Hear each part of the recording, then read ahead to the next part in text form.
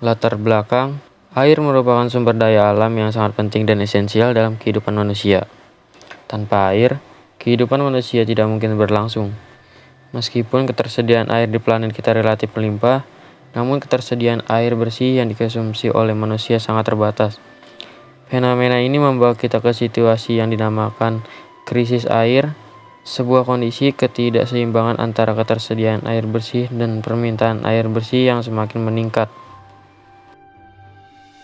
Faktor penyebab berkurangnya air bersih: 1. Kekeringan. 2. Overpopulasi. 3. Sistem pertanian. 4. Adanya polusi air. 5. Penggunaan air yang berlebihan. Dampak kekurangan air bersih bagi kehidupan manusia.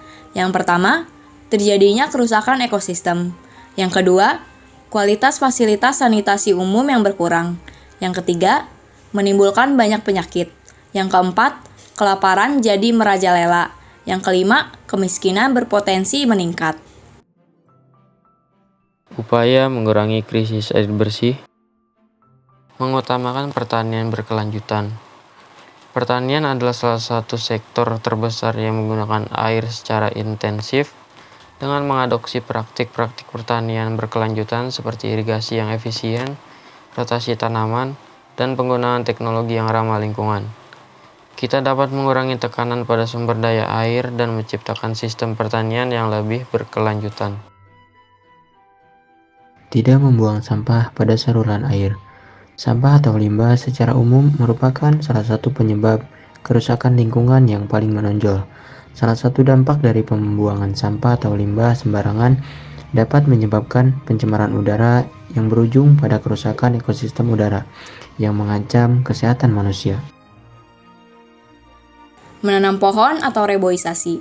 Hutan memegang peranan penting dalam kelangsungan hidup manusia. Selain menjadi rumah bagi berbagai flora dan fauna, hutan juga dapat menyediakan air bersih.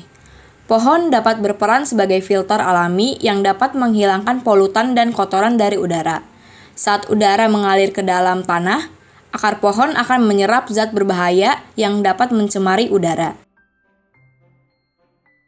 Membuat penampungan air hujan. Dengan menampung air hujan, kita dapat mengurangi ketergantungan kita pada udara di dalam tanah dan udara di permukaan. Air hujan yang kita tampung dapat digunakan untuk kepentingan-kepentingan rumah tangga, misalnya mencuci piring, mencuci baju, dan lain sebagainya. Dengan menampung air hujan, selain kita dapat mengurangi krisis air, kita juga dapat menghemat pengeluaran untuk air PDAM. Mengatasi polusi air. Polusi air merupakan ancaman serius terhadap ketersediaan air bersih. Untuk mengatasi masalah ini, diperlukan langkah-langkah untuk mengurangi limbah industri, pertanian, dan domestik yang mencemari sumber air. Peningkatan pengawasan dan penegakan hukum juga diperlukan untuk memastikan keberlanjutan kualitas air. Kesimpulan, krisis air bersih merupakan masalah global yang kompleks, dipicu oleh kombinasi faktor-faktor seperti kekeringan, overpopulasi, sistem pertanian yang tidak berkelanjutan, adanya polusi air, dan penggunaan air yang berlebihan.